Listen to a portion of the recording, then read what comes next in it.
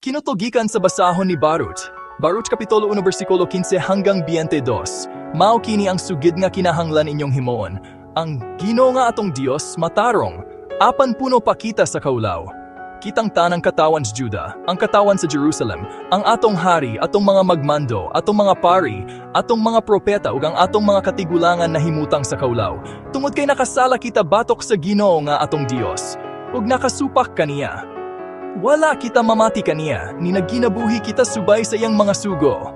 Sukad sa adlaw na ang Ginoo nagpagula sa atong mga katigulangan gikan sa Ehipto hangtod karong mga adlawa, nagpadayon kita sa pagkamabudiyon kaniya, ug wala kita mag-ukon-ukon sa pagsukol kaniya.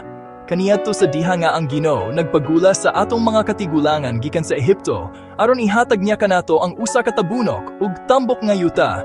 Nagbungat siya og mga tunglo batok kanato pinaagi sa iyang sulugoon nga si Moises. Ug karon nagantos kita tungod niadtong mga tunglo. Nagdumili kita sa pagsugot sa pulong sa Ginoo nga atong Dios nga iyang gisulti kanato pinaagi sa mga propeta. Inay niya na, nagbuhat kitang tanan sumala sa atong gusto ug nagpadayon kita pagkalat sa atong kaugalingong dawtan nga mga dalan. Miatubang kita ngadto sa laing mga Dios ug nagbuhat kita sa mga butang nga kontra sa Ginoo.